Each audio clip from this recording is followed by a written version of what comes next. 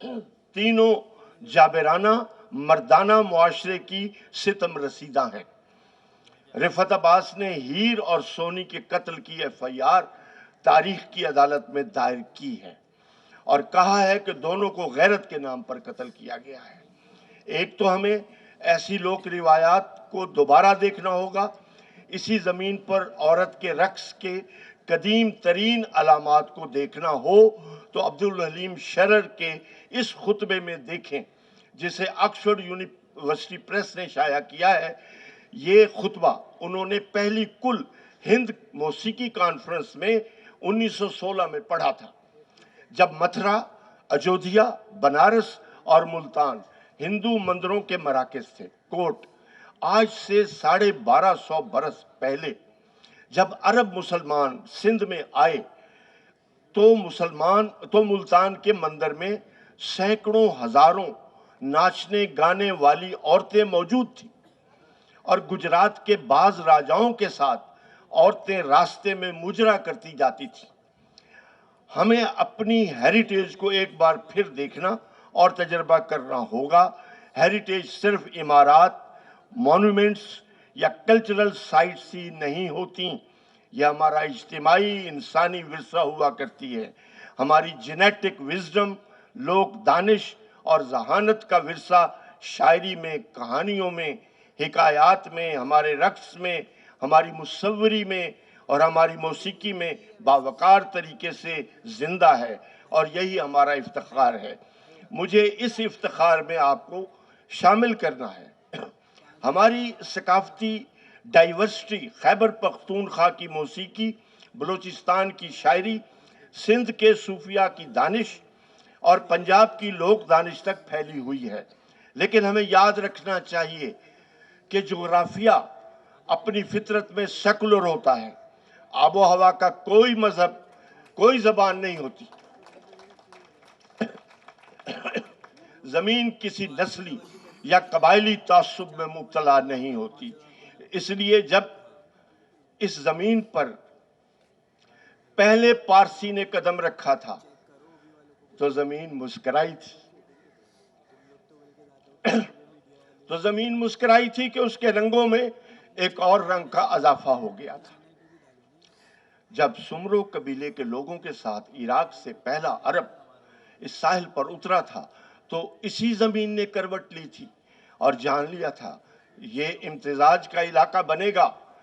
फिर तो जब हिजरत कदा बन गई ये जमीन तो जो कोई भी आया खाक बसर आया, अपनी मिट्टी साथ लाया जो बेहद जरखेज थी। इफ्तिखार आरिफ तो खाके शिफा भी लेकर आए। इंतजार हुसैन, सैयद सिब्ते हसन तो करबला की खाक भी अपने साथ साथ लिए फिरते थे। ऐसे में कोई अपने जंगलों की बूबास लाया तो कोई अपनी झीलों के गीत लेकर आया और अपने जॉन एलिया भी आए। तो हमने पूछा, भाई साथ क्या लाए हो? कहने लगे, अपनी रायगानी साथ लिए फिरता हूं। ये सारा अमल हमारे हेरिटेज का हिस्सा तो बन गया, मगर इफ्तिखार आरिफ को ये भी कहना पड़ा, मिट्टी की मोहब्बत में हम आशुफ्ता सरों ने वो कर्ज उतारे हैं कि वाजिब भी नहीं थे। कुछ कर्ज अगर हमने उतारे हैं तो बहुत से कर्ज हम पर चढ़ भी गए हैं। हमने अपने सिंध की झीलों के साथ क्या किया है? उन झीलों पर उतरने वाले परिंदों के लिए तरह तरह के जाल बिछाए कि रात को अशराफिया के दस्तरखान सजाए जाएं। लेकिन कारूंझर पहाड़ के लिए जमीन तंग कर रहे हैं, वही कारूंझर जिसके मोर 14वीं की रात, चांद की रात को किसी को याद करते हैं, दुहाई आसमान तक जाती है। इसी पहाड़ को काटने वालों के नाम शेख अयाज ने लिखा था, कोट, ऐ सिंध तू कपड़े का थान तो नहीं, जो कोई उसमें से जितना टुकड़ा चाहे काट ले। फिर लिखा, मैं कारूंझर पहाड़ के पास एक चश्मे के करीब बैठा हुआ था कि चश्मे के पानी पर उड़ते परिंदे के साए दिखाई दिए। मैंने सर उठाकर ऊपर देखा, لیکن مجھے پرندہ نظر نہیں آیا. میں نے نیچے پانی پر نظر ڈالی, سائے بھی غائب تھے. ہماری ہیریٹیج اور ورثے کی حفاظت کے لیے اور اس کے شاندار ماضی کے لیے شاعروں نے لکھا, گیت نگاروں نے لکھا, کہانیاں لکھ کر ہمیں ہوش دلایا کہ ہم اس ورثے کے ساتھ کیا کر رہے ہیں. انتظار حسین کو تھر کے موروں کا نوحہ لکھنا پڑا, مور نامہ لکھا. ثروت حسین نے کینجھر کنارے نظم لکھی. دیکھو کیا جادو ہے نظم. کینجھر کنارے, پھولوں کی بستی, بگلوں کا مسکن, مٹی کا دامن, دامن میں پکھی, پکھی میں تارا, تارے میں جادو, جادو میں لڑکی, لڑکی میں جادو. پھر لکھا, مجھ کو سندھڑی پیاری اس خاشاک کو روشن کر گئی, چاہت کی چنگاری مجھ کو سندھڑی پیاری. بات جھیلوں کی چلی ہے تو صدیوں سے ان جھیلوں میں رہنے والے کشتی بانوں کی کس نے خبر لی ہے؟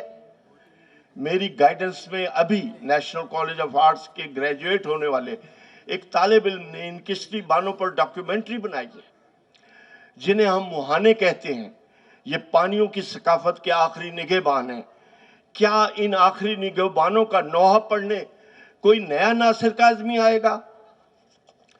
کہ ایک ناصر کاظمی تو مشرقی پاکستان کے کشتی بانوں کا نوحہ لکھ چکا ہے. وہ ساحلوں پہ گانے والے کیا ہوئے؟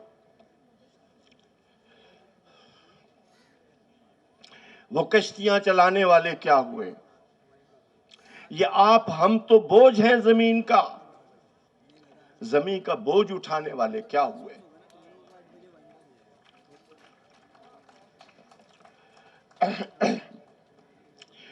کینجھر جھیل سندھ کا آئینہ ہے. اسے اس حال تک نہ لے جاؤ کہ ہمیں کسی اور شاعر کی ضرورت پڑے. یہ جو آب و ہوا اور جغرافیے کی ایکالوجی ہوتی ہے, اس میں ہلکی سی دراڑ پڑ جائے تو اس کا نقصان پورے انسانی, زمینی اور تہذیبی ورثے کو ہوتا ہے. اب اگر کوئی سماج کاشتکاری کی جگہ ہاؤسنگ سوسائٹیز بنانا شروع کر دے تو کیا اجتماعی طور پر ہمارے تخلیقی اور تہذیبی ورثے تک اس بات کی گونج نہیں جائے گی؟ کیا یہ ایکالوجی قائم رہ سکتی ہے؟ ابھی ان ہاؤسنگ سوسائٹیز کا تصور بھی نہیں تھا کہ ایک شاعر نے ساہیوال میں نہر کے کنارے درختوں کے کاٹنے پر ایک نظم لکھ دی تھی جس کا نام تھا توسیع شہر, اور شاعر کا نام مجید امجد تھا. 20 برس سے کھڑے تھے جو اس گاتی نہر کے دوار, جھومتے کھیتوں کی سرحد پر بانکے پہرے دار, گھنے سہانے چھاؤں چھڑکتے بور لدے چھت نار, 20,000 میں بک گئے سارے ہرے بھرے اشجار. اب تو بات ملتان کے آموں کے باغات کے کٹنے تک آ چکی ہے. معلوم نہیں کتنے قیمتی آموں کے باغوں کا قتل عام ہو چکا ہے. تو کیا ایسے میں آپ سمجھتے ہیں کہ ٹیکسلا کی مونیسٹریز میں جو بچے تعلیم لے رہے تھے وہ چین کی نیند سو سکیں گے؟ کیا موہنجوداڑو کی ڈانسنگ گرل اپنا رقص جاری رکھ سکے گی؟ اور کیا وہ رقص بسمل میں نہیں بدل جائے گا؟ کیا ہڑپا کا چرواہا اپنا راستہ نہیں بھول جائے گا؟ مہر گڑھ کا کوزہ گر اپنے کوزے کی گولائی کو قائم رکھ پائے گا؟ کیا سندھ کا فقیر گاتے ہوئے اپنے راگ کو سنبھال پائے گا؟ کیا بلوچستان کا رقاص اپنے پاؤں کی تھرک کو سنبھال پائے گا؟ یہ سب ایکالوجی تو بگڑ گئی ہے. کیا ہنزا اور گلگت کا خوبانی کا کاشتکار اپنی خوبانی سے اپنے خاندان کے لیے پورے سال کے لیے خوراک محفوظ کر پائے گا؟ یہ سب آپس میں جڑی ہوئی ثقافت ہے اور اس کو بچانے کے لیے ہم یہاں موجود ہیں. آخری پیراگراف کہ ایک غلط فہمی بہت پڑھے لکھے بابو لوگوں نے پھیلائی ہے کہ ہماری ثقافتی, ادبی اور فنون لطیفہ کے ورثے کو جدید صنعتی ترقی اور وقت کی ضرورتوں نے نقصان پہنچایا ہے. یہ بالکل غلط تصور ہے. جن ملکوں میں صنعتی اور جدید ترقی ہوئی ہے وہاں فنون لطیفہ اور ادب کو کوئی نقصان نہیں ہوگا، سب کچھ محفوظ ہے۔ ہمارے ہاں سارنگی اور بہت سے بلوچی، سندھی اور خیبر پختونخوا کے ساز غائب ہو رہے ہیں، تو یہ انسانی غفلت اور انسٹیٹیوشنل گمراہی کے سبب ہے۔ زبانیں معدوم ہو رہی ہیں، خود اردو زبان خطرے میں ہے۔ ایسے میں آرٹیفیشل انٹیلیجنس نے بھی اپنا جلوہ دکھا دیا ہے۔ میں اپنی بات ختم کرتے ہوئے آرٹیفیشل انٹیلیجنس سے ایک بات کرنا چاہتا ہوں کہ کیا وہ ہمارے ثقافتی ورثے کو اور ہمارے ادب کو جیپرڈائز کر لیں گے؟ مصنوعی ذہانت کا چیلنج ہم لیں گے؟ کیا وہ کچے گھروں میں رہنے والی کچی عمر کی لڑکیوں کے خوابوں تک پہنچ سکتا ہے؟ کیا ہمارے صوفیاء کی فکر تک اس کی رسائی ہو سکتی ہے؟ کیا ہمارے وسوسوں، ہمارے واہموں اور ہمارے تعصبات تک اس کی رسائی ہو سکتی ہے؟ یہ بڑا سوال ہے، اور اسی سوال پر منیر نیازی کی ایک نظم پہ اپنی بات ختم کروں گا۔ نظم کا عنوان ہے سپنا آگے جاتا کیسے۔ چھوٹا سا ایک گاؤں تھا جس میں دیے تھے کم اور جگنو زیادہ، بہت شجر تھے تھوڑے گھر تھے، دھیان آتا کس خواب میں تیرا، سپنے کی بھی حد تھی آخر، سپنا آگے جاتا کیسے، مگر اسی سپنے کو آگے لے جاتا ہے۔ شکریہ۔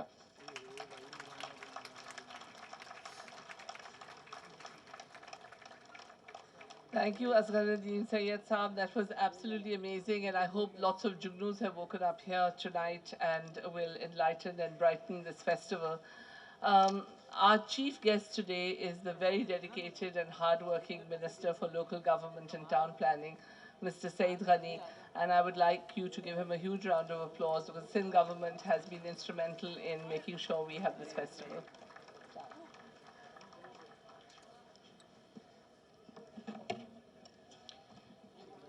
بسم اللہ الرحمن الرحیم۔